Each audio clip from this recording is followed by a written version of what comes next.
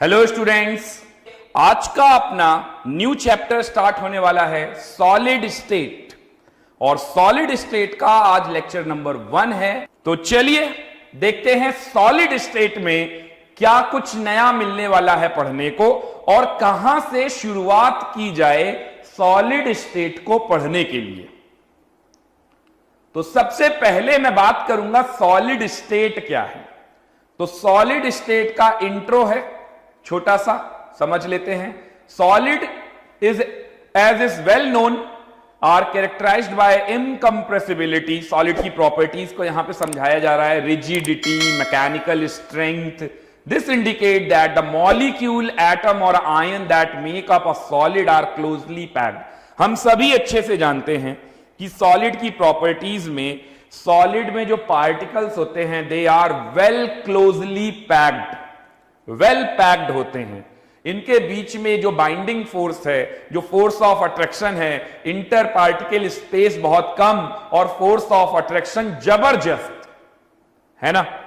तो they are almost incompressible. यहां पर एक छोटी सी बात मैं बोलना चाहूंगा, सॉलिड को कंप्रेस नहीं किया जा सकता। इसमें मुझे बोलना चाहिए हार्ड सॉलिड आर इनकंप्रेसिबल, है ना। लेकिन जो सॉफ्ट सॉलिड होंगे उसको कंप्रेस किया जा सकता है। स्पॉन्ज सॉलिड ही तो है, लिक्विड थोड़ी ना बोलेंगे, ना गैस बोलेंगे, लेकिन उसको तो बड़े आराम से कंप्रेस कर लेते हैं, लेकिन इस दीवार को कंप्रेस नहीं कर पाते हैं। तो इसमें थोड़ा सा टेक्निकली अपने को सही बोलना चाहिए, hard solid can not be compress, soft solid can be compress. Okay, तो ये एक छोटा सा इंट्रो है, इसका आप स्क्रीनशॉट भी ले सकते हैं और आप इसे लिख भी सकते हैं। ये आपके ऊपर है, आपकी चॉइस के ऊपर है। तो इसके आगे से हम लोग स्टार्ट करते हैं अपना लेक्चर। ओके, चलिए अब बात करते हैं कि सॉलिड को कैसे डिफाइन किया जाए। तो एनी सब्सटेंस में एग्जिस्ट इन सॉलिड, लिक्विड और gaseous state depend upon the magnitude of two universal opposing forces. Two universal opposing forces पे डिपेंड करेगा।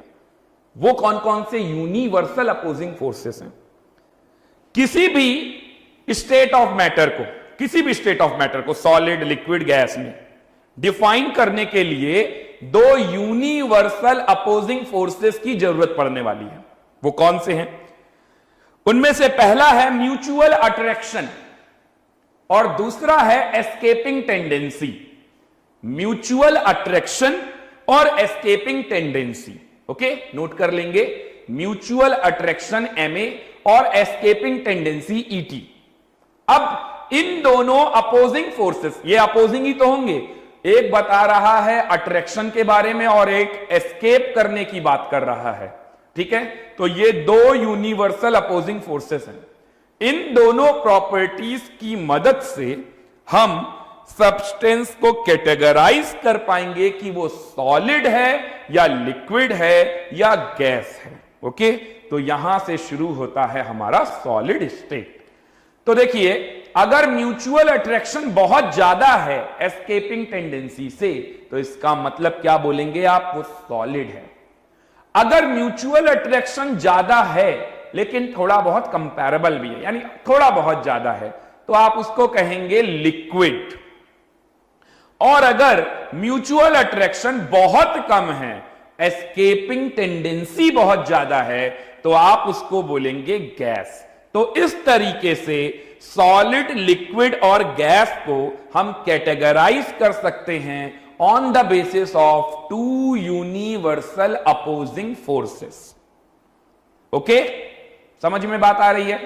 अभी तो बिल्कुल बेसिक से स्टार्ट कर रहा हूं। देखिए, मैं इतने बेसिक से स्टार्ट कर रहा हूं कि किसी 10th पास आउट वाले स्टूडेंट को भी अगर बैठा दिया जाए तो 11th वाले बच्चे को भी बड़े आसानी के साथ सारी बातें समझ में आएंगी। तो मैं उम्मीद कर सकता हूं कि आप लोगों को तो बड़े आराम से समझ में आ रहा होगा। आप सभी 12th पास आउट वाले स्टूडेंट हैं, आपको थोड़ी सी बोरियत में महसूस हो रही होगी कि मेन पॉइंट बताइए। मेन पॉइंट बताऊंगा और फिर आगे क्वेश्चन आएंगे और क्वेश्चन में किसी बेसिक पॉइंट में फंसोगे, फिर वही प्रॉब्लम आ जाएगी। तो हर चैप्टर का स्टार्ट मैं बिल्कुल 0 लेवल से करता हूं, तो थोड़ा सा पेशेंस रख के आपको अच्छे से सुनना है। जो बातें आपको पता है सो फॉर सो गुड, जो बातें आपको नहीं पता हैं उनको आज अच्छे से लिख लीजिए, अपने नोट्स मेंटेन कर लीजिए। Okay, classification of solid. Solid को क्लासिफाई कैसे किया जाए? अभी तो हमने सॉलिड, लिक्विड, गैस को क्लासिफाई किया, यानी स्टेट ऑफ मैटर को क्लासिफाई किया।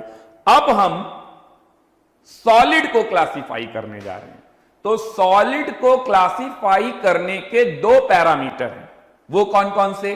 पहला है on the basis of packing of constituent particle. अब यहां से आप पढ़िए, यहां से आपको कुछ ना कुछ नया सीखने को मिलेगा। ओके, मुझे मालूम है जैसे ही आपको हेडिंग मिलेगी तो आपको लगेगा यार ये तो पढ़ चुके हैं, लेकिन जब वो टॉपिक पूरा कवर होगा तो मैं गारंटी के साथ बोल सकता हूं कि आपने उतने पॉइंट नहीं पढ़े होंगे। ओके, तो चलिए देखते हैं। On the basis of packing of constituent particle, constituent particle के बेसिस पे मैं सॉलिड को क्लासिफाई करूंगा। दूसरा, on the basis of force of attraction among the constituent particle, तो उन कंस्टिट्यूएंट पार्टिकल में लगने वाले फोर्स ऑफ अट्रैक्शन के बेसिस पे सॉलिड को क्लासिफाई किया जाएगा।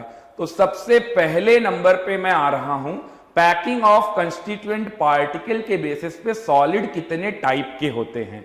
तो भाई कंस्टिट्यूएंट पार्टिकल के बेसिस पे, इनकी पैकिंग के बेसिस पे सॉलिड हमारे दो टाइप के होते हैं। कौन कौन से? एक होता है क्रिस्टलाइन और दूसरा होता है एमॉर्फस। एनसीईआरटी में भी लिखा हुआ है ना, और आप सभी ने क्रिस्टलाइन और एमॉर्फस पढ़ा होगा, बट इसमें कुछ ना कुछ हम लोग नया भी सीखेंगे। चलिए देखते हैं। On the basis of packing of constituent particle क्या होता है? सॉलिड दो तरह से क्लासिफाई किए जा सकते हैं, एक क्रिस्टलाइन और दूसरा एमॉर्फस। अब ये क्रिस्टलाइन क्या होता है और एमॉर्फस क्या होता है, ये पिक्चर देख के ही आप समझ जाएंगे कि क्रिस्टलाइन क्या होता है और एमॉर्फस क्या होता है। अगर मैं क्रिस्टलाइन को देखूं तो ये मुझे वेल ऑर्डर्ड दिख रहा है, वेल ऑर्डर्ड है ना, वेल अरेंज्ड दिख रहा है, वेल ऑर्डर्ड दिख रहा है।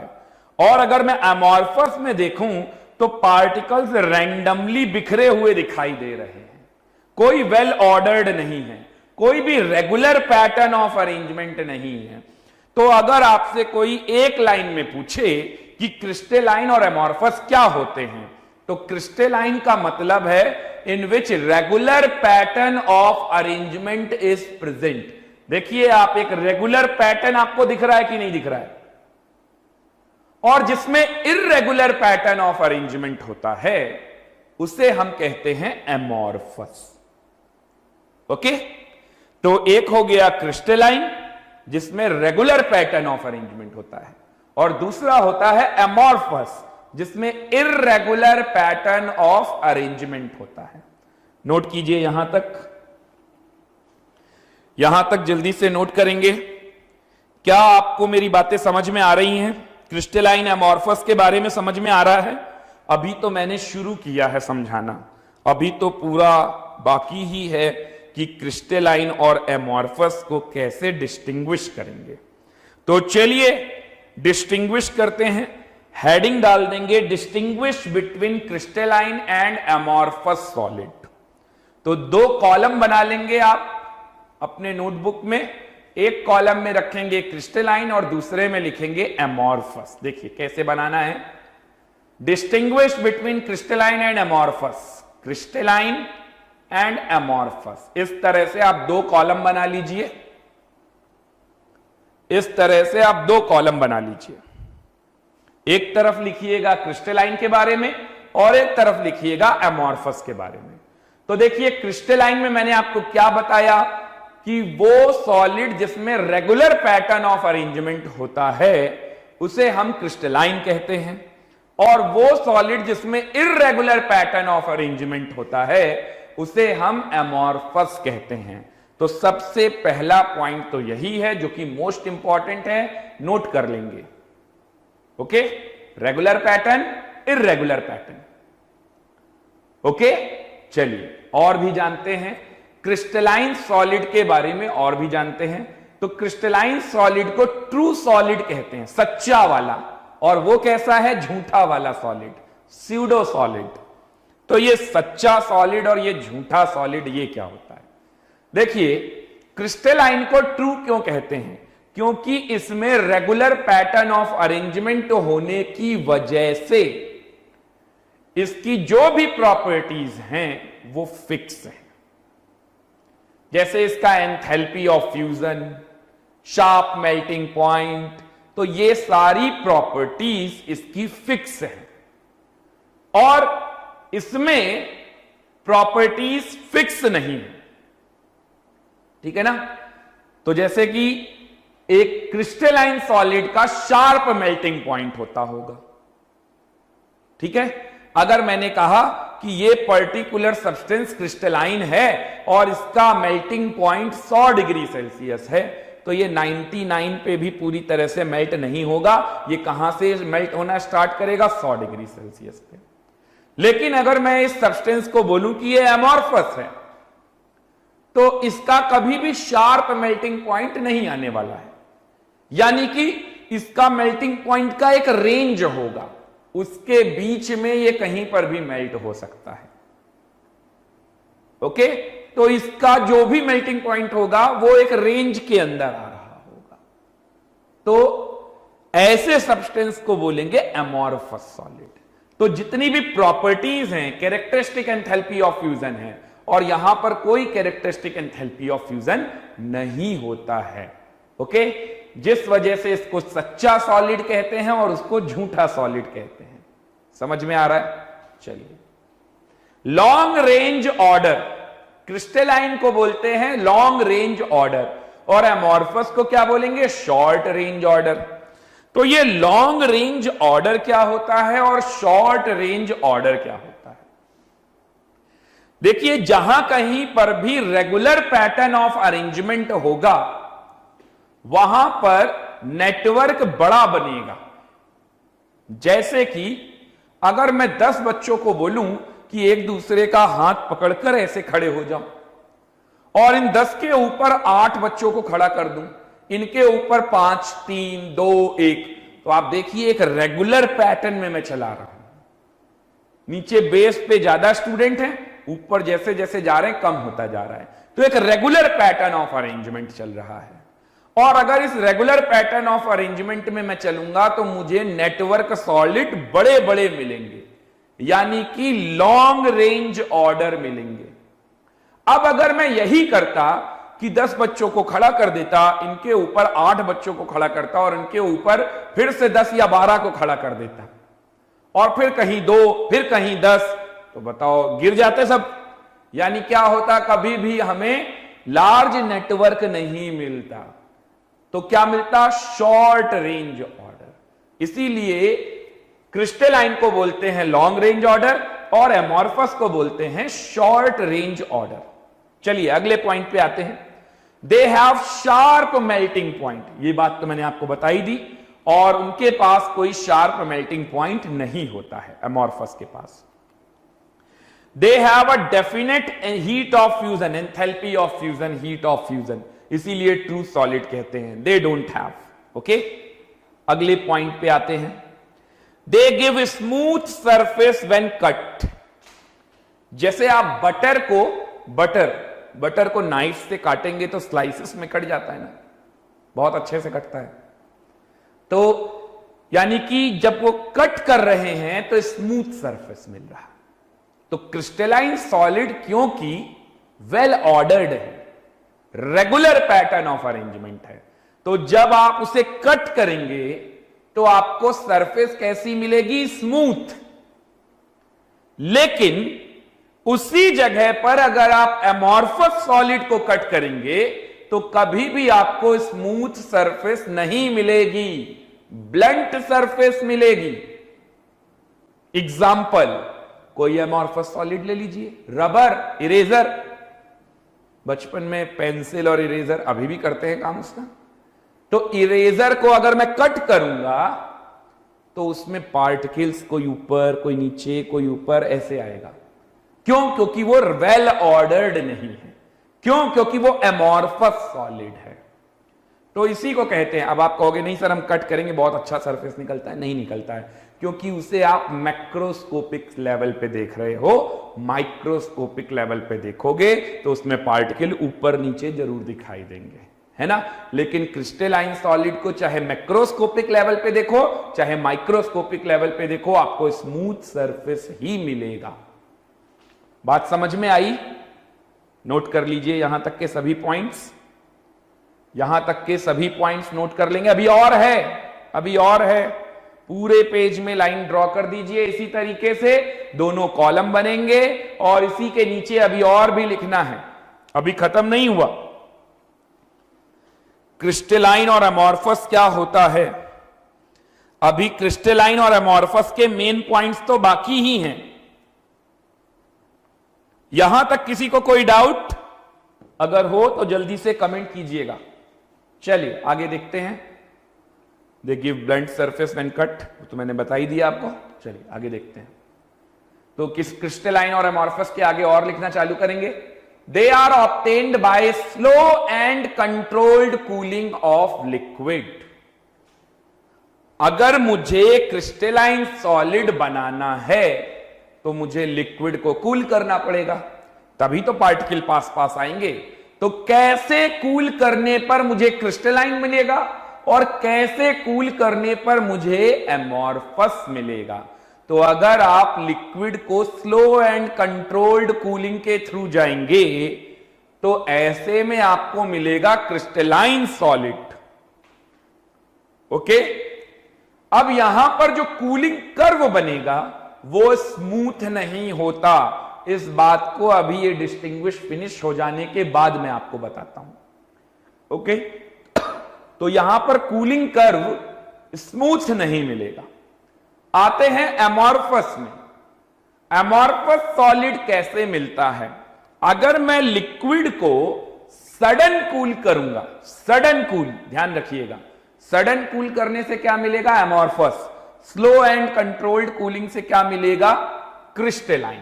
ओके, तो sudden cooling of liquid, sudden cooling of liquid, और यहां पर स्मूथ कूलिंग कर्व बनेगा।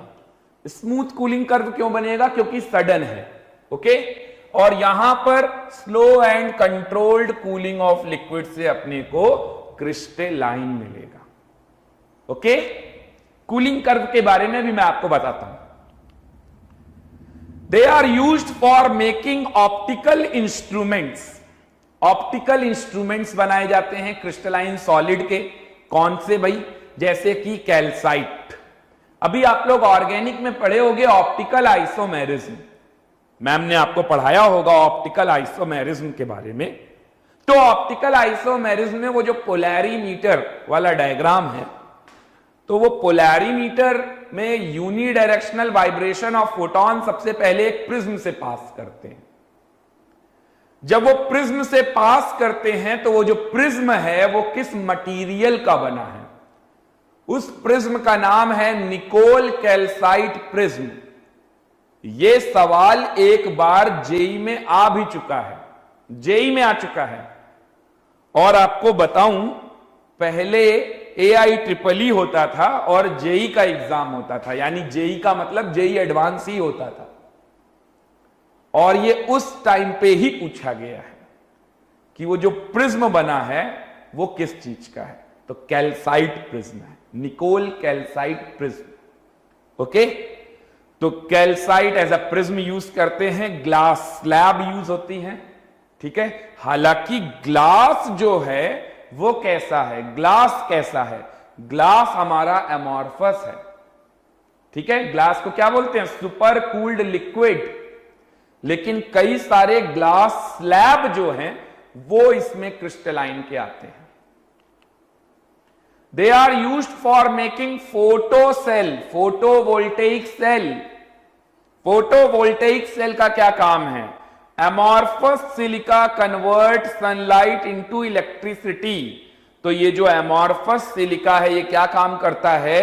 सनलाइट को इलेक्ट्रिसिटी में कन्वर्ट करता है, और ऐसे सेल को हम बोलते हैं फोटो सेल या फोटोवोल्टेइक सेल। तो इसमें यूज होता है। ओके, तो क्रिस्टलाइन और अमॉर्फस के क्या क्या यूजेस हैं ये भी आपको मालूम होने चाहिए। चलिए नेक्स्ट आते हैं, दे आर एनआइसोट्रॉपिक। क्रिस्टलाइन सॉलिड कैसे होते हैं? एनआइसोट्रॉपिक। और अमॉर्फस कैसे होते हैं? आइसोट्रॉपिक। अब ये एनआइसोट्रॉपिक और आइसोट्रॉपिक क्या होता है, इसके लिए भी थोड़ा वेट कर लीजिए, क्योंकि डिस्टिंग्विश में इतनी जगह नहीं बन पा रही है जिससे कि मैं सारी चीजें आपको बताऊं। तो जो बड़े बड़े पॉइंट्स हैं इनको मैं आगे बताऊंगा। ओके, तो क्रिस्टलाइन सॉलिड क्या होता है? एनआइसोट्रॉपिक। और अमॉर्फस क्या होता है? आइसोट्रॉपिक। अभी आप नोट कर लीजिए, फिर मैं बताता हूं। यह भी एक ऐसा पॉइंट है जो जल्दी नहीं समझ में आता। क्रिस्टलाइन में एलिमेंट ऑफ सिमेट्री होती है, जबकि अमॉर्फस में कोई भी एलिमेंट ऑफ सिमेट्री नहीं होती। तो ये पॉइंट और ये पॉइंट दोनों अभी पेंडिंग रह गए, और साथ में कूलिंग कर्व। तो ये बातें मैं अभी आपको जैसे ही ये डिस्टिंग्विश फिनिश होता है फिर मैं आपको बताता हूं। ओके, एग्जाम्पल्स क्रिस्टलाइन के इतने एग्जाम्पल हैं कि सुबह से लेकर रात हो जाएगी और एग्जाम्पल बोला जाएगा, एग्जाम्पल नहीं खत्म होंगे, दिन खत्म हो जाएगा। तो कुछ एग्जाम्पल मैंने लिख दिए हैं, जैसे क्वार्ट्ज, ये बड़ा कंफ्यूजिंग है। तो क्वार्ट्ज सिलिका जो होता है SiO2, ये क्रिस्टलाइन होता है, और ग्लास सिलिका जो होता है SiO2, वो अमॉर्फस होता है। तो कभी अगर SiO2 के बारे में पूछा जाए तो ध्यान रखिएगा, अगर क्वार्ट्ज है तो क्रिस्टलाइन, और अगर ग्लास वाला सिलिका है तो अमॉर्फस। इसके साथ साथ बहुत सारे क्रिस्टलाइन सॉलिड हैं, किन किन का नाम लूं? All ionic solid are crystalline, boron nitride, diamond, camphor, dry ice. ये ड्राई आइस क्या होता है? सॉलिड CO2 को बोलते हैं ड्राई आइस। देखा है ड्राई आइस? अरे आजकल तो ड्राई आइस का खूब यूज होता है ना? डीजे वाले यूज करते हैं, नीचे ऐसा लगता है जैसे बर्फ बादलों में डांस कर रहे हैं, है ना? तो पार्टी ऑर्गेनाइजेशन में बड़ा काम आता है ड्राई आइस, सॉलिड CO2। हालांकि बहुत अच्छा नहीं होता है हमारी बॉडी के लिए, दूर ही रहना चाहिए, सांस लेने में बहुत दिक्कत होती है। खैर, ड्राई आइस क्या होता है समझ में आ गया। एग्जाम्पल्स ऑफ अमॉर्फस सॉलिड, तो ग्लास सिलिका जो होता है ये कैसा होता है? अमॉर्फस। अच्छा, अमॉर्फस में एग्जाम्पल लिमिटेड है, बड़े आसानी के साथ समझा जा सकता है। ग्लास सिलिका अमॉर्फस है, and all polymers are amorphous. ठीक है, रबर, प्लास्टिक, सभी पॉलीमर कैसे हैं? अमॉर्फस हैं। तो ये कंप्लीट हुआ अपना क्रिस्टलाइन और अमॉर्फस। इन दो पॉइंट को छोड़कर अब इन दो पॉइंट के बारे में और डिस्कस करते हैं। तो अब हम जानते हैं इसके आगे का कि आइसोट्रॉपिक, एनाइसोट्रॉपिक क्या होता है और एलिमेंट ऑफ सिमेट्री क्या होता है। तो ये कुछ वेल ऑर्डर्ड और अनऑर्डर्ड की बात की जा रही है। ये क्वार्ट्ज वाला सिलिका है, आप देख सकते हैं स्ट्रक्चर ऑफ क्वार्ट्ज सिलिका ऐसा होता है, जिसमें देखिए आप वेल ऑर्डर्ड है, और ग्लास वाला कुछ ऐसा होता है। ठीक है, ग्लास सिलिका जिसमें रैंडम चल रहा है, वेल ऑर्डर्ड नहीं है। क्लियर है? नेक्स्ट आते हैं, आइसोट्रॉपिक एंड एनआइसोट्रॉपिक क्या होता है। अब हम लोग जानते हैं आइसोट्रॉपिक क्या होता है और एनआइसोट्रॉपिक क्या होता है।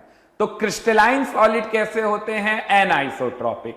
आइसो माने सेम और एनआइसो का मतलब डिफरेंट, तो आइसोट्रॉपिक और एनआइसोट्रॉपिक।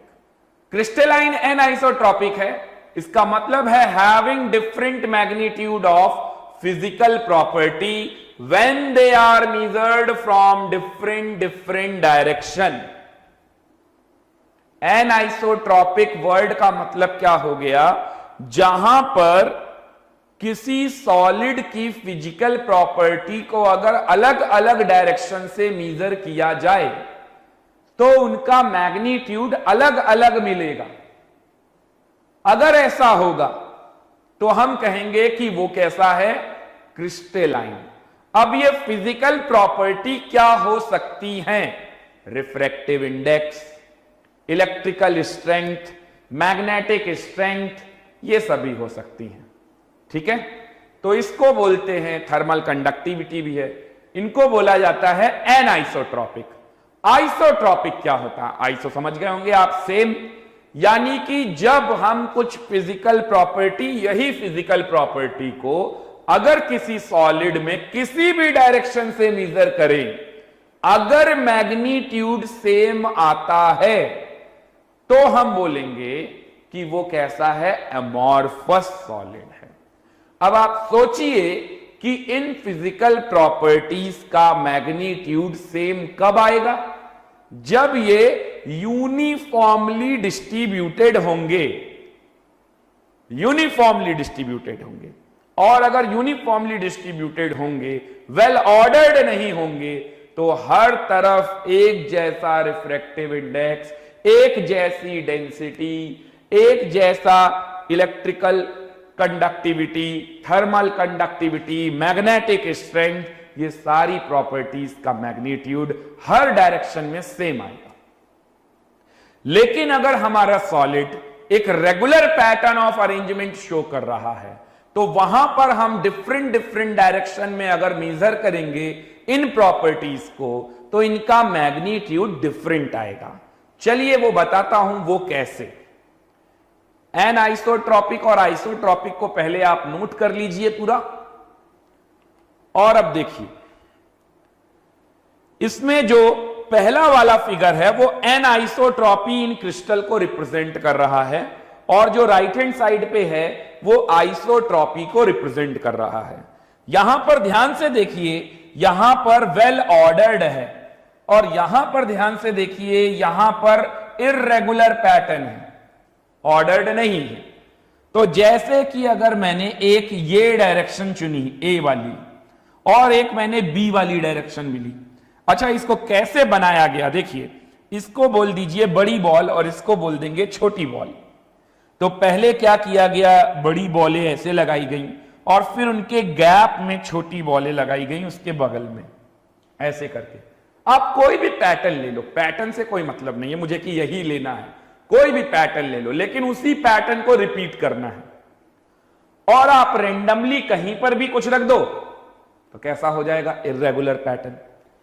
अब अगर मैं इस डायरेक्शन में जाता हूं तो यहां पर मुझे सभी छोटी बॉल मिल रही हैं, तो बताइए रिफ्रैक्टिव इंडेक्स का मैग्नीट्यूड अगर मैं कैलकुलेट करूं और फिर इस डायरेक्शन में मूव करूं जहां पर मुझे बड़ी बॉलें सभी मिल रही हैं, तो यहां पर अलग मैग्नीट्यूड आएगा, आएगा ना, डिफरेंट। तो यहां और यहां ए और बी डायरेक्शन में दोनों में क्या होगा? डिफरेंट मैग्नीट्यूड आ रहे हैं। क्यों? क्योंकि ये वेल ऑर्डर्ड है।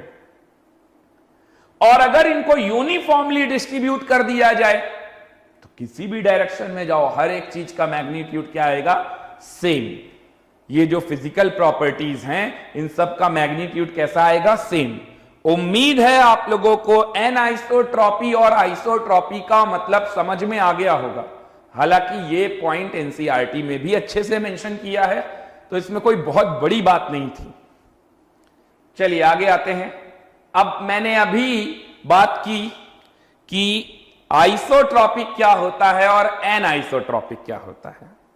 अब बात करते हैं, अच्छा एलिमेंट ऑफ सिमेट्री थोड़ा लंबा चला जाएगा, पहले मैं आपको कूलिंग कर्व के बारे में बता देता हूं। चलिए आप पहले कूलिंग कर्व समझ लीजिए।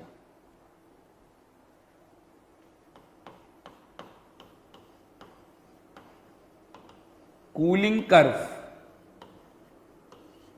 ठीक है। कुछ बचपन याद है आपको अपना? बचपन का मतलब 9th क्लास। 9th क्लास में आपको फिजिक्स में, 9th से फिजिक्स आ गई होगी ना, तब साइंस कहां रही होगी? उससे पहले साइंस रही होगी। तो बचपन में आपको फिजिक्स में कुछ सवाल दिए जाते थे कि बताओ अगर मैं वाटर को आइस में कन्वर्ट करूंगा तो कितनी हीट लगेगी? याद है आपको? तो वाटर 25 डिग्री सेंटीग्रेड पे रखा हुआ है, उसको आइस पे ले जाना है -5 डिग्री सेल्सियस में। बताओ इतने ग्राम वाटर है, कितनी हीट लगेगी? ऐसे सवाल किए कि नहीं किए आप लोगों ने? किए होंगे, सभी ने किए हैं, मैंने भी किए, आपने भी किए होंगे। तो इसमें हम लोग क्या करते थे, जब फिजिकल स्टेट डिफरेंट हुआ करती थी तो हम लोग फॉर्मूला लगाते थे Q बराबर ms डेल्टा T। याद आ रहा है आपको? M मास, S स्पेसिफिक हीट और डेल्टा T टेम्परेचर डिफरेंस। और जब टेम्परेचर सेम होता था तब हम लोग Q बराबर ml लगाते थे। याद आ रहा है आपको?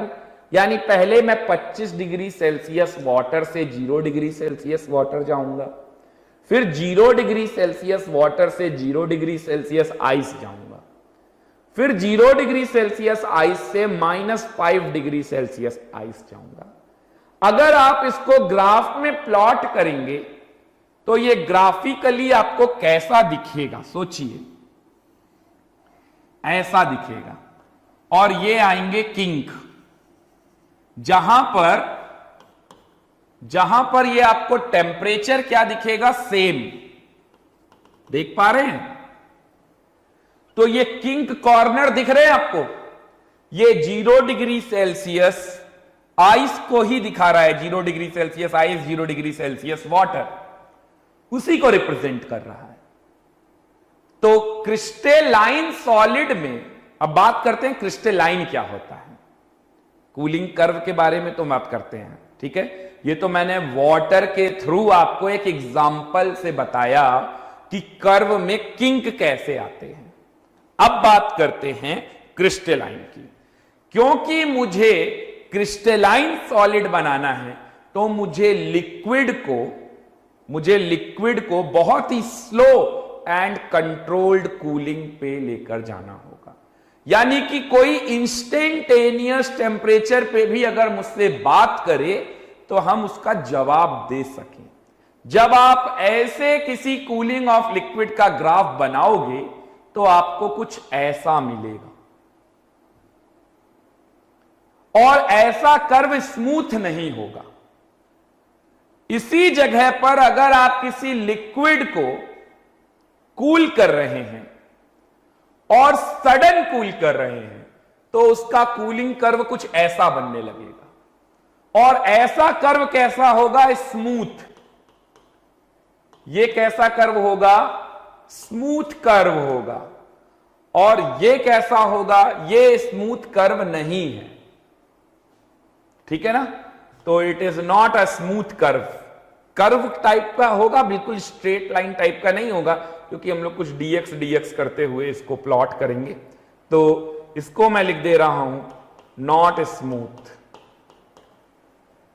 क्या अब आपको मेरी बात समझ में आ रही है कूलिंग कर्व स्मूथ और नॉट स्मूथ के बारे में? हाँ अमन, वो एग्जाम्पल में लिखा था बेटा, और वो एनसीईआरटी में जो एग्जाम्पल में लिखा है अभी उसी एग्जाम्पल को मैं ले रहा हूं। और जो एनसीईआरटी में वो जो किताब में वो फोटो चिपकी है ना, वही फोटो मैं आपको अभी दिखाऊंगा।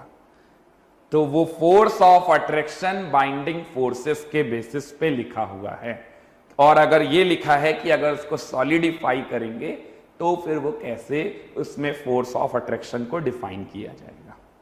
ओके, ये नोट कर लीजिए। कूलिंग कर्व समझ में आया आपको? Cooling curve smooth and not smooth का मतलब, स्मूथ और नॉट स्मूथ का मतलब समझ में आ गया। चलिए अब मैं इरेज कर रहा हूं इसको। ओके, और अब आ जाते हैं एलिमेंट ऑफ सिमेट्री पे। तो नेक्स्ट हेडिंग डाल देंगे आप element of symmetry. Element of symmetry, अगली हेडिंग एलिमेंट ऑफ सिमेट्री। बहुत इंपॉर्टेंट टॉपिक है और ध्यान से पढ़िएगा। अगले टर्न पे मैं क्वेश्चंस भी पूछूंगा आपसे, और वो सभी सवाल एलिमेंट ऑफ सिमेट्री पढ़ा होगा तभी आप सॉल्व कर पाएंगे, क्योंकि हर सवाल में एलिमेंट ऑफ सिमेट्री का कंसेप्ट वहां पर यूज हो रहा होगा। तो एलिमेंट ऑफ सिमेट्री क्या होता है? ऑर्गेनिक में भी होता है, फिजिकल में सॉलिड स्टेट में भी होता है, और इनऑर्गेनिक में कोऑर्डिनेशन में भी होता है। इनऑर्गेनिक में कोऑर्डिनेशन में भी होता है। तो अगर आप लोग ऑर्गेनिक में आइसोमेरिज्म पढ़ रहे होंगे तो आप लोगों ने एलिमेंट ऑफ सिमेट्री जरूर देखा होगा। कोऑर्डिनेशन आप सभी पढ़ रहे हैं तो वहां पर मैंने आपको प्लेन ऑफ सिमेट्री के बारे में समझाया। आज सॉलिड में हम लोग हर टाइप की एलिमेंट ऑफ सिमेट्री देख लेते हैं। तो बेसिकली सॉलिड स्टेट में अपने को 3 टाइप की सिमेट्री पढ़नी है। ऑर्गेनिक में एक ज्यादा हो जाता है। इनके नाम क्या है? जो सॉलिड स्टेट में 3 एलिमेंट ऑफ सिमेट्री हैं वो है पीओएस, सीओएस और AOS. Plane of symmetry, centre of symmetry और axis of symmetry. Axis of symmetry का मेन यूज यहीं पर पड़ता है, ऑर्गेनिक में इतना जरूरत नहीं पड़ता है। ऑर्गेनिक में जो एक चौथी सिमेट्री है उसका नाम होता है अल्टरनेट एक्सिस ऑफ सिमेट्री। तो ये टोटल 4 सिमेट्री है। तो अपने को सिर्फ पीओएस, सीओएस और एओएस देखना है। सॉरी, एओएस, यहां पर तो एओएस ही आएगा, axis of symmetry. Element of symmetry को कैटेगराइज किया गया 3 पार्ट में। ये मैं क्या पढ़ा रहा हूं? मैं किसी भी सॉलिड के अंदर आपको एलिमेंट ऑफ सिमेट्री देखना सिखाने वाला हूं, और ये एलिमेंट ऑफ सिमेट्री सिर्फ वहां मिलेगी जो क्रिस्टलाइन होगा। अगर एमॉर्फस होगा तो वहां पर कभी भी एलिमेंट ऑफ सिमेट्री मिलने वाली नहीं है। ओके, चलिए देखते हैं। तो टोटल एलिमेंट ऑफ सिमेट्री कितनी होती हैं ये भी मैं आपको बता दूं। ये टोटल होती हैं 23। जेई मेन में आ सकता है, नीट में आ सकता है कि टोटल एलिमेंट ऑफ सिमेट्री कितनी बनेंगी। वो होंगी 23। अब वो 23 का मैं आपको हिसाब देना चालू करता हूं कि वो 23 कैसे बनेंगी। तो पहले आप, जैसे मैं बना रहा हूं वैसे ही आप लोग भी अपने नोटबुक में ये ड्रॉ करते जाइए इसी तरह से। Plane of symmetry, centre of symmetry और axis of symmetry. Plane of symmetry मैंने पहले भी बताया है, फिर से बता देता हूं। एक ऐसा इमेजिनरी प्लेन जो गिवन सब्सटेंस को 2 आइडेंटिकल इक्वल हाफ में डिवाइड कर दे। जैसे कि जब वो 2 पार्ट में डिवाइड करे तो एक का मिरर इमेज उसका दूसरा हिस्सा होना चाहिए। इसको कहते हैं प्लेन ऑफ सिमेट्री। इसको बोला जाता है plane of symmetry. Centre of symmetry, किसी भी सब्सटेंस का एक ही सेंटर होगा। फिजिक्स में भी आप लोग बोलते हैं ना सेंटर ऑफ मास। तो किसी भी शेप का, किसी भी स्ट्रक्चर का, किसी भी सब्सटेंस का एक पर्टिकुलर सेंटर होता है। तो सेंटर ऑफ सिमेट्री क्या होता है? उस पर्टिकुलर सेंटर से अगर हम किसी भी डायरेक्शन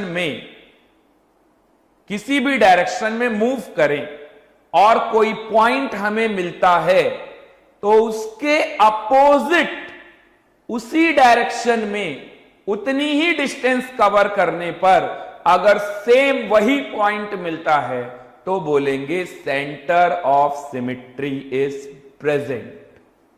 जैसे कि मुझे सॉलिड स्टेट पढ़ाना है तो मैं पूरा सॉलिड स्टेट, बॉल, कॉइन और रूम, इन 3 चीजों को लेकर समझाता हूं। ओके, और इन्हीं से आपका 3D विजुअलाइजेशन स्ट्रांग होगा। तो आपको बॉल, रूम, है ना, इन सब चीजों पे ध्यान देना है। तो जैसे रूम का एग्जांपल ले लेते हैं। इस रूम का सेंटर एक यहां बीच में होगा। अगर उस पर्टिकुलर सेंटर से मैं डायगोनली ऐसे जाऊं तो मुझे ये कॉर्नर मिलेगा। अब ये रूम थोड़ा डिजाइंड वाला है, अदरवाइज सिंपल क्यूबिक स्ट्रक्चर की बात कर रहा हूं। सिंपल वाले रूम की बात कर रहा हूं। तो इस पर्टिकुलर सेंटर से अगर मैं इस डायरेक्शन में जाऊं तो मुझे कॉर्नर मिलेगा। अगर उस सेंटर से इसी डायरेक्शन में उतनी ही दूरी पर जाऊं तो फिर से मुझे एक कॉर्नर मिलेगा। और ऐसा अगर मैं इधर जाऊंगा और इधर जाऊंगा तो भी मुझे यही मिलेगा। तो ऐसा अगर हर जगह से मुझे मिल जाए तो मैं बोलूंगा yes, centre of symmetry is present.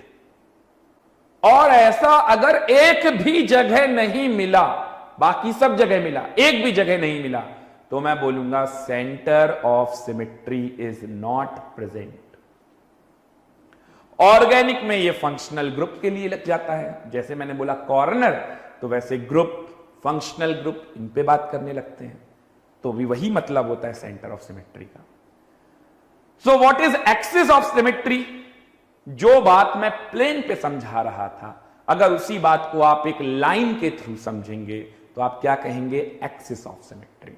अभी और भी डिटेल में समझाना बाकी है, अभी समझाता हूं। और क्लियर हो गया? तो प्लेन ऑफ सिमेट्री के दो कैटेगरी हैं। प्लेन ऑफ सिमेट्री भी दो टाइप की पाई जाती है। वो कौन कौन सी? एक होता है रेक्टेंगुलर प्लेन ऑफ सिमेट्री और एक होता है डायगोनल प्लेन ऑफ सिमेट्री। एक होता है रेक्टेंगुलर प्लेन ऑफ सिमेट्री और एक होता है diagonal plane of symmetry. Okay? Centre of symmetry define करने की कोई जरूरत नहीं। जैसे मैंने आपको बताया, हर सब्सटेंस की, हर सॉलिड का सेंटर एक ही होगा। तो ये 23 में एक तो यही है। अब बाकी 22 का हिसाब देना रह गया, वो भी दूंगा। Axis of symmetry. Axis of symmetry वैसे तो बहुत टाइप की है, बट हमें अपने सिलेबस में रहकर ये जो 3D में जो बात की जा रही है एलिमेंट ऑफ सिमेट्री की, 3D में वो 23 होती हैं और उनका हिसाब देना है मुझे। तो एक्सिस ऑफ सिमेट्री 3 टाइप की हैं यहां पर। कौन कौन सी? Two fold axis of symmetry, जिसे बोलते हैं dyad axis of symmetry. Two fold axis of symmetry यानी dyad axis of symmetry, AOS. मेरे पास ज्यादा जगह नहीं है चार्ट में, इसलिए मैंने एओएस लिख दिया है। आप भी लिख लीजिए, ठीक है? ऊपर मतलब तो लिखा ही हुआ है एओएस का क्या होता है। दूसरा है three fold axis of symmetry, यानी कि triad axis of symmetry. Dyad, triad, ध्यान देना ये वर्ड, इन्हीं पर बेस्ड क्वेश्चन बनाऊंगा अगले टर्न पे। तो two fold axis of symmetry जिसे बोलते हैं dyad axis of symmetry, three fold axis of symmetry जिसे बोलते हैं ट्रायड एक्सिस ऑफ सिमेट्री। इसके बाद तीसरा है four fold axis of symmetry जिसे बोलते हैं tetrad axis of symmetry. Clear हुआ? तो 3D में हमें ये 3 टाइप की एक्सिस ऑफ सिमेट्री समझनी है। अब इसके अंदर कितनी कितनी सिमेट्री हैं, अगर उन सब को जोड़ दिया जाए तो उसका सम आएगा 23। पहले तो आप जल्दी से ये नोट कर लीजिए, ये चार्ट यहां तक आप नोट कर लीजिए, और अगर कोई डाउट है तो बताइए। अगर कोई डाउट है तो बताइए। यहां से अपना बिल्कुल मेन टॉपिक चालू हो गया है। अब हम लोगों को थ्योरेटिकल, अच्छा थ्योरेटिकल इस चैप्टर में कुछ है ही नहीं। जो थ्योरी मैं आपको लिखाऊंगा वो सिर्फ आपके समझने के लिए है, अदरवाइज थ्योरेटिकल कुछ होता ही नहीं है इस चैप्टर में। सब 3D विजुअलाइजेशन है, उनका नाम है, उनको समझना है। कोई भी बात हवा हवाई नहीं होगी। अगर कोई भी स्टेटमेंट बोल रहे हैं तो उसका सॉलिड प्रूफ होगा, उसको मीजर कर सकते हैं, उसको चेक कर सकते हैं, वेरीफाई कर सकते हैं। फिजिकल केमिस्ट्री की यही एक बहुत अच्छी खूबी है। ओके? तो rectangular plane of symmetry, diagonal plane of symmetry, two fold axis of symmetry, three fold axis of symmetry and four fold axis of symmetry, ये इतने होते हैं। नोट कर लिया सभी ने? चलिए अब जल्दी जल्दी समझते हैं कि आखिर इन सबके अंदर कौन कौन सी कितनी कितनी सिमेट्री होंगी। तो जैसे मैं आपको बात कर रहा था एक 3D सिस्टम की, तो 3D में rectangular plane of symmetry, diagonal plane of symmetry, 2 fold, 3 4 4 fold, ये कितने होते हैं इनकी बात कर रहा हूं। तो जैसे कि हम एक क्यूबिक सिस्टम को कंसीडर कर लेते हैं। क्यूबिक सिस्टम एक 3D है। अब आप इसी रूम को कंसीडर कर लीजिए कि ये रूम एक क्यूबिक रूम है, एक 3D ज्योमेट्री को रिप्रेजेंट कर रहा है। इसमें मुझे रेक्टेंगुलर प्लेन ऑफ सिमेट्री बतानी है। प्लेन ऑफ सिमेट्री क्या होता है? एक ऐसा इमेजिनरी प्लेन जो गिवन कंपाउंड को 2 इक्वल हाफ में या गिवन सब्सटेंस को 2 इक्वल हाफ में डिवाइड कर दे। बताइए यहां पर कितने रेक्टेंगुलर प्लेन ऑफ सिमेट्री आएंगे इस रूम में? इस रूम में कितने रेक्टेंगुलर प्लेन ऑफ सिमेट्री होंगे? जल्दी से कमेंट कीजिए अपना आंसर। इस रूम में कितने रेक्टेंगुलर प्लेन ऑफ सिमेट्री होंगे?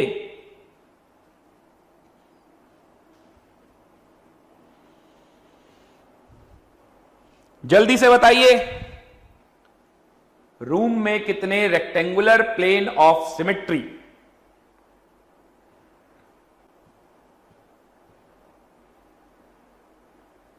Any idea? Any idea? Rectangular plane of symmetry in a room 2। और कोई जवाब देगा? थोड़ा जल्दी करो। अब आप लोगों से मैं पूछना भी चालू करूंगा, तो आप लोगों को आंसर जल्दी जल्दी लिखना है। रूम में, अपने रूम में बैठे हैं आप सभी लोग और मैं इस रूम में पढ़ा रहा हूं। जल्दी से सोचिए कि कितने रेक्टेंगुलर प्लेन ऑफ सिमेट्री होंगे।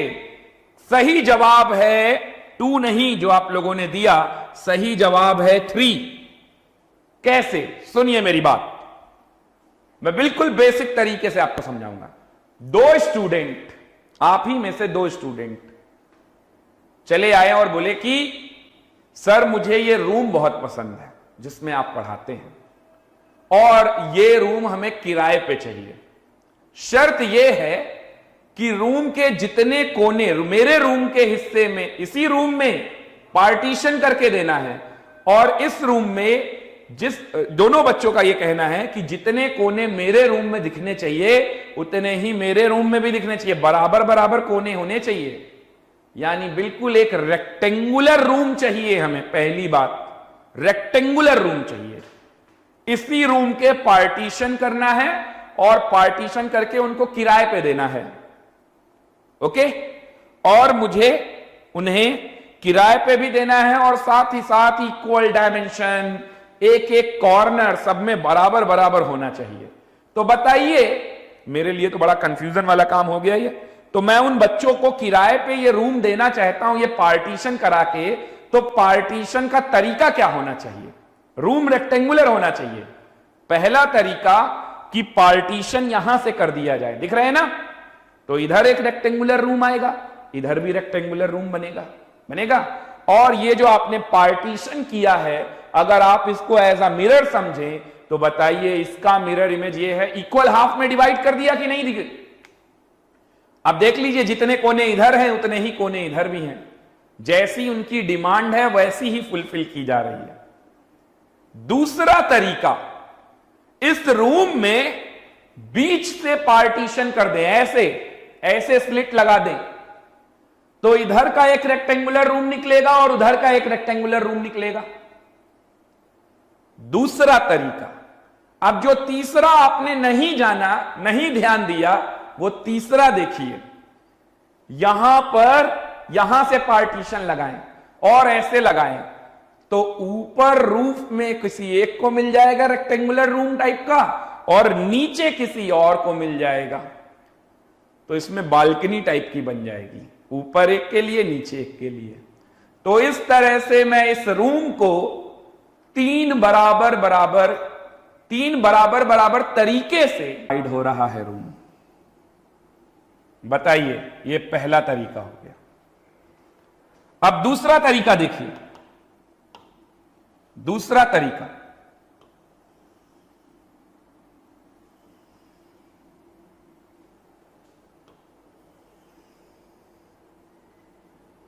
लाइन सीधी बना लीजिएगा आप लोग, मैं तो आपको बस समझा रहा हूं। ये दूसरा तरीका। अब तीसरा तरीका देखिए आप लोग, तीसरा तरीका,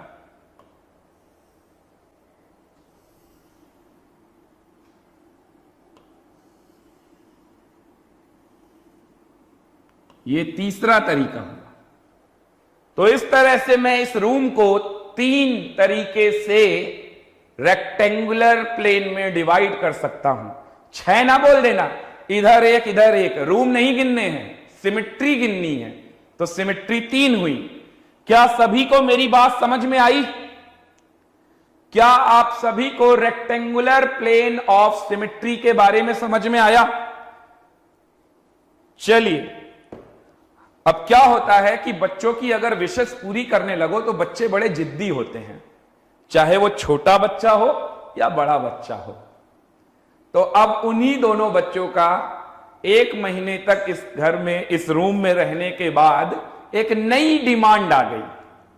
उनका कहना है कि सर ऐसा है, रेक्टेंगुलर रूम में वास्तुशास्त्र सही नहीं है। पंडित जी का कहना है कि अगर रेक्टेंगुलर रूम में रहेंगे तो जेई और नीट में सिलेक्शन नहीं होगा। अब यार ये बड़ी अजीब बात है। तो उनका कहना है कि वास्तु के अकॉर्डिंग हमें बताया गया है कि ट्रायंगुलर टाइप के रूम में अगर रहोगे तो ज्यादा अच्छा है, तो जल्दी सिलेक्शन हो जाएगा। तो अब इस रूम को मुझे डायगोनल प्लेन में काट के उन्हें देना होगा, जो कि 2D में एक ट्रायंगल जैसा दिखेगा, बट 3D में वो ट्रायंगल जैसा नहीं होगा। तो अब मुझे डायगोनल में ये देना है। तो डायगोनल में कैसे देना है ये समझ में नहीं आ रहा है। डायगोनल का मतलब मैं आपको समझाता हूं। डायगोनल का मतलब वो ऊपर कोना देख रहे हैं आप और नीचे कोना देख रहे हैं, और यहां नहीं दिख रहा है तो अपने अपने रूम में देखिए। मैंने क्या कहा? 3D विजुअलाइजेशन जितना अच्छा होगा उतना आसानी के साथ ये चैप्टर आपको समझ में आएगा। और सबसे अच्छी बात इसकी ये है कि ये चैप्टर रिवाइज करने में सिर्फ और सिर्फ ½ एन आवर लगता है, आधा घंटा। ½ एन आवर में आप इस पूरे चैप्टर को रिवाइज कर लेंगे। 2 पेज में आप इसका पूरा रिवीजन चार्ट बना लेंगे, और वो इतना कारगर साबित होगा कि उससे आपका नीट का एग्जाम, जेई मेन का, जेई एडवांस का, सब आराम से क्रैक हो जाएंगे। अब आपको लग रहा होगा यार जब इतना ही आसान है तो पहले वही 2 पेज पढ़ा दीजिए। वो 2 पेज पढ़ाया नहीं है, वो 2 पेज इस पूरे चैप्टर की समरी होगी। तो अब आप बोलिए तो बिना पढ़ाए आपको समरी बता दूं तो आज ही ये चैप्टर फिनिश भी हो जाएगा। तो ऐसा काम नहीं करना चाहिए, चैप्टर को अच्छे से समझ लेना चाहिए। तो डायगोनल प्लेन ऑफ सिमिट्री, अच्छा अभी भी शर्त है प्लेन ऑफ सिमिट्री, उतने ही कोने, उतनी ही डायमेंशन। बड़े अजीब से 2 बच्चे हैं ये। तो क्या किया जाए? एक स्लिट लगा दी जाए ऐसे। देखिए ध्यान से देखिए, रूम में अपने रूम को अच्छे से एनालाइज कीजिए, और पीओपी लग के अगर डिजाइन बना है तो उसको हटा दीजिए, भूल जाइए, है ना। केमिस्ट्री की आंखों से अपने घर का कमरा देखिए। ये जो ऐसे लगा होगा ना, ये ऊपर वाला कॉर्नर और नीचे वाले कॉर्नर से जोड़ते हुए स्लिट लगाइए, और ये स्लिट को वहां कोने तक पहुंचा दीजिए। वो ऊपर का कॉर्नर और नीचे का कॉर्नर ऐसे देखिए डायगोनल प्लेन में स्लिट लग रही है। अब बताइए ये एक जैसा 2D में एक ट्रायंगुलर रूम दिख रहा है कि नहीं, और इसी का मिरर इमेज उधर दिख रहा है। ऐसे देना है। बताइए कितने तरीके हैं आपके पास? इस रूम के पार्टीशन करने के कितने तरीके हैं आपके पास? इस रूम के पार्टीशन करने के कितने तरीके हो जाएंगे?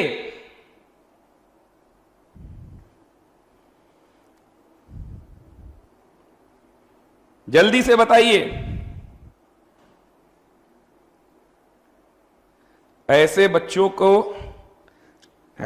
की जो डिमांड होगी, या तो उनका मकान मालिक को ज्योमेट्री अच्छे से आनी चाहिए, और या केमिस्ट्री में सॉलिड स्टेट बहुत अच्छे से आना चाहिए, तभी उनकी डिमांड और उनकी विश पूरी हो पाएगी।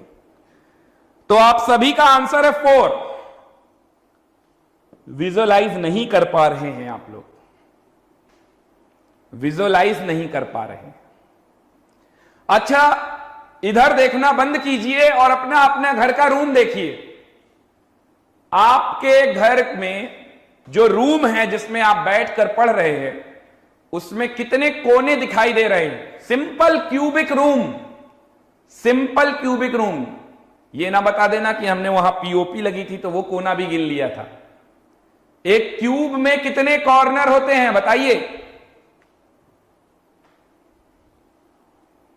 एक रूम में कितने कॉर्नर होते हैं? 8। 8 कॉर्नर होते हैं कि नहीं? अगर एक कॉर्नर से सामने वाले कॉर्नर, इन दोनों कॉर्नर की मैं बात करूं, ये दोनों कॉर्नर, इन दोनों कॉर्नर को जोड़ते हुए अगर मैं एक लाइन बनाऊंगा तो उसे बोलेंगे सेलेज। वो ऊपर वाला कॉर्नर और नीचे वाले कॉर्नर को जोड़ते हुए एक लाइन ड्रॉ करेंगे तो इसको बोलेंगे सॉलिड स्टेट में सेलेज। बताओ कितने सेलेज हैं? एक क्यूबिक रूम के अंदर कितने सेलेज दिखेंगे? कितने? 12। 4 ऊपर से, 4 नीचे से और 4 इनको ज्वाइन करने वाले, 12 दिखे कि नहीं दिखे? कॉर्नर 8, सेलेज 12। रूम में फेस कितने हैं? फेस, फेस मतलब अपना चेहरा नहीं बताना है, रूम का फेस। जैसे ये 4 कॉर्नर से मिलता हुआ ये फेस, जिस फेस पे ये स्क्रीन लगी है, तो रूम में फेस कितने होंगे? 6। ऊपर और नीचे का भी जोड़ दीजिएगा, 4 ही फेस ना लाइएगा। समझ में आ रहा है इतनी बातें? पहले अपने स्टडी रूम के बारे में अच्छे से समझ लो। आपके कमरे में 8 कोने, 12 सेलेज और 6 फेस होंगे एक सिंपल रूम में। अब सुनो, रेक्टेंगुलर प्लेन ऑफ सिमेट्री 3 थे और डायगोनल प्लेन ऑफ सिमेट्री होंगे 6, तो टोटल प्लेन ऑफ सिमेट्री हो गए 9। टोटल प्लेन ऑफ सिमेट्री हो गए 9। ये डायगोनल प्लेन ऑफ सिमेट्री कैसे? देखिए ध्यान से। उस कॉर्नर से नीचे वाले कॉर्नर पे आपने एक ऐसे स्लिट लगाई, यहां से और वहां तक के बीच में, तो एक ऐसे, जैसे मैं कर रहा हूं वैसे वैसे समझते जाइए अपने रूम में। एक सिमेट्री ऐसे आई, तो दूसरी ऐसे आई, 2 आ गई। तीसरी ये देखिए ऊपर से, और ये नीचे ज्वाइन कीजिए, ऊपर से ऊपर ना ज्वाइन कर देना, नीचे 3। चौथी वहां से लेकर इधर नीचे की तरफ आइए, 4। यही 4 दिखे, 2 भूल गए, कौन से? ये देखिए ऐसे 5, और ये देखिए इधर से ऐसे 6। कितने हुए टोटल? 6 और 3 कितने हुए प्लेन ऑफ सिमेट्री? 9। क्या कुछ समझ में आया? अब एग्जाम में जाकर ऐसे ऐसे ऐसे ऐसे करोगे तो कोई पागल समझेगा। समझ में आ रहा है?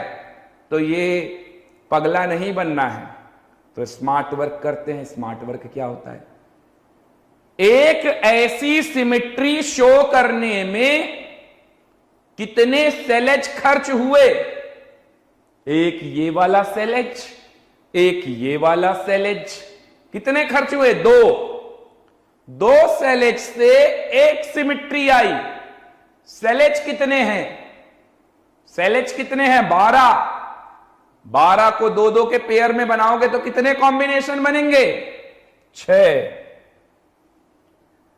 अरे यार, 2 सेलेज से एक डायगोनल प्लेन ऑफ सिमेट्री आता है कि नहीं? तो 12 से कितने आएंगे? 6। सिंपल। उसके लिए ऐसे ऐसे थोड़ी ना करेंगे। समझ में आया? ये तो एक समझाने का तरीका था कि विजुअलाइज हो गया, बट यही करते रहेंगे क्या? तो सीधा 12 सेलेज है। एक diagonal plane of symmetry show होने में कितना लगता है? एक diagonal plane of symmetry show होने में 2 सेलेज लगते हैं। चलिए ये बात भी बताता हूं आपको कैसे। इधर देखिए, ये है। अब ध्यान से समझिएगा, अगर अभी तक नहीं समझ में आया तो अब समझ में आ जाएगा। ये कोना और ये कोना मिला दोगे तो ये क्या बनेगा? सेलेज। ऐसी कितनी सेलेज? 12। डायगोनल प्लेन ऑफ सिमेट्री, इसके सामने वाला ये कोना और ये कोना, इन दोनों को पकड़ के ज्वाइन कर दो। ये लो, ये है आपका diagonal plane of symmetry. Diagonal plane of symmetry दिखा? ये है आपका डायगोनल प्लेन ऑफ सिमेट्री। अब बताओ ऐसे डायगोनल प्लेन ऑफ सिमेट्री कितने पॉसिबल हैं? तो सेलेज कितने हैं? 12। और एक diagonal plane of symmetry show होने में कितने सेलेज लगे? 2। तो कितने हो गए? 6। क्लियर हुआ? तो ये है डायगोनल प्लेन ऑफ सिमेट्री। तो diagonal plane of symmetry total कितने हो जाएंगे? 6। और रेक्टेंगुलर में टोटल प्लेन ऑफ सिमेट्री कितने हो जाएंगे? 3। ओके, अब हिसाब समझ में आया? अभी टोटल 23 का हिसाब बाकी है। खैर इतनी बात तो समझ में आ गई कि ये 6 और 3 9 है और ये एक 10 है। तो बाकी के बचे हुए, यानी कि बाकी कितने बचे? 13। वो ये है। इन्हीं में 13 डिस्ट्रीब्यूट होगा। अभी तक जितना बोला क्या उसमें कोई दिक्कत? वो सब समझ में आया या नहीं? अभी तक जितना पढ़ाया क्या उसमें कोई doubt? Element of symmetry most important चल रहा है, इसको कंप्लीट करेंगे तभी क्लास ओवर करेंगे, अदरवाइज अगले टर्न पे फिर से स्टार्ट करना पड़ेगा। ये 3 और बचे, इनको और जल्दी से समझ लीजिए, छोटे छोटे हैं, जल्दी खत्म हो जाएंगे, नो डाउट। चलिए आगे बढ़ते हैं। अब आते हैं एक्सिस ऑफ सिमेट्री में। Two fold axis of symmetry. Two fold axis of symmetry क्या होता है? जिसमें एक्सिस पास हो, यहां पे आपको लिखना है, क्या लिखना है? Axis passing through opposite edge centre. ये इंपॉर्टेंट है, लिखते जाइए। Axis passing through opposite edge centre, ऐसे ही उन दोनों में लिख लीजिए, मैं बोल रहा हूं axis passing through opposite edge centre. ये तो पता चले एक्सिस पास कहां से हो रही है।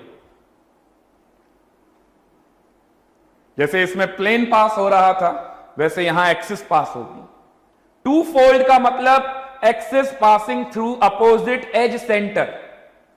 थ्री फोल्ड का मतलब axis passing through opposite corner. Three fold में लिखेंगे, थ्री फोल्ड में लिखेंगे इस रूम में, इस रूम को ही यूनिट सेल भी बोला जाएगा। यूनिट सेल क्या होता है अभी बताता हूं। ओके, सुना होगा यूनिट सेल, एक वो छोटी से छोटी यूनिट जिसको रिपीट किया जाए 3 डायमेंशनली, जिससे पूरे क्रिस्टल को रिप्रेजेंट किया जा सके, उसे क्या बोलते हैं? Unit cell. तो three fold axis of symmetry यानी triad, axis passing through opposite corner, लिख लिया। अगले में लिखिए फोर फोल्ड में, axis passing through, four fold में लिखना है, axis passing through opposite face centre, opposite face centre.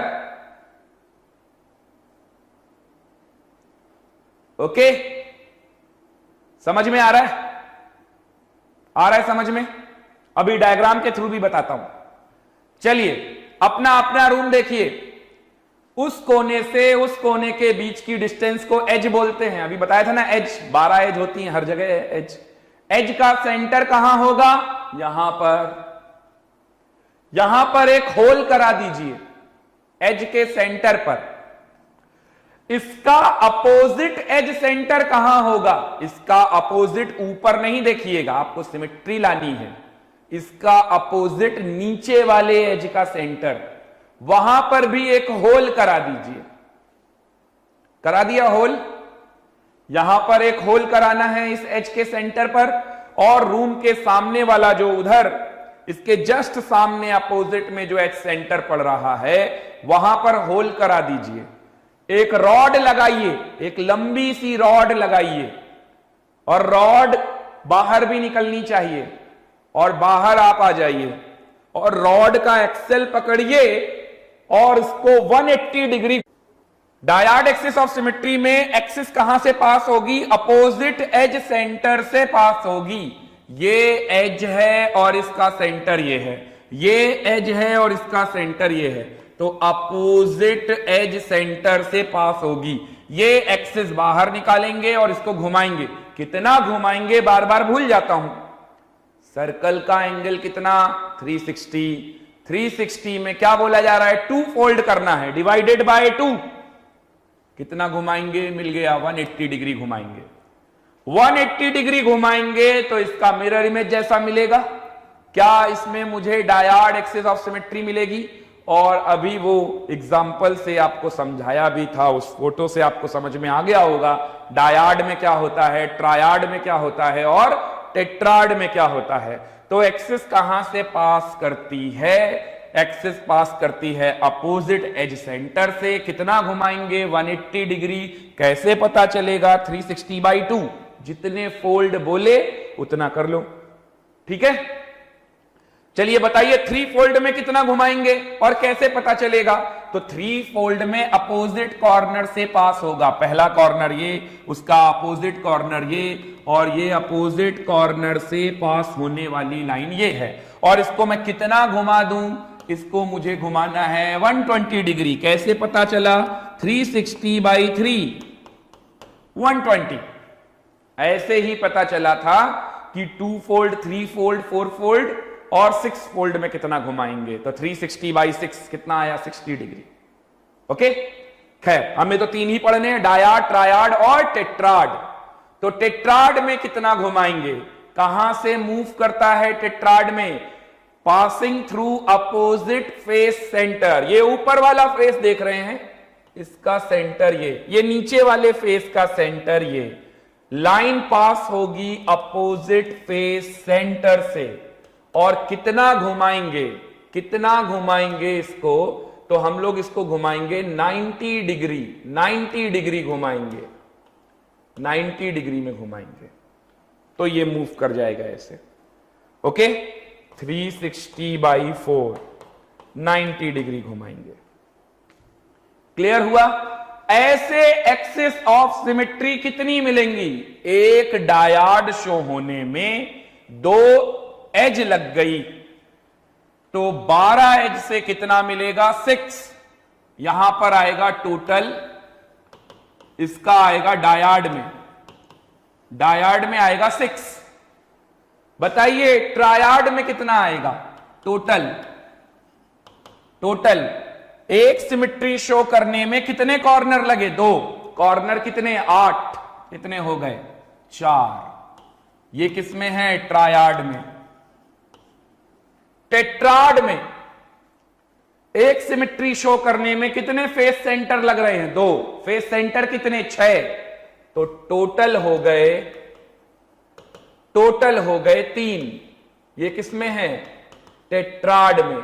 जल्दी से सभी लोग चेक कीजिए, 6 4 10 और 3 13, तो total 13 axis of symmetry plus 1 centre of symmetry, 14 plus 9 plane of symmetry, total 23 element of symmetry in a 3D cubic system. अब जैसा कि मैंने आपको बोला था कि अपने को सॉलिड, क्रिस्टलाइन सॉलिड को दो पार्ट में कैटेगराइज कर रहे हैं, दो कैटेगरी बना रहे हैं। पहला था on the basis of constituent particle और दूसरा on the basis of force. तो अब बात करते हैं on the basis of force of attraction among the constituent particle. इसमें कुछ नहीं करना है, एनसीईआरटी में एक चार्ट बना है, वही चार्ट आपको अपने नोटबुक में बना लेना है। वो चार्ट ये है, ये एनसीईआरटी वाला ही चार्ट है।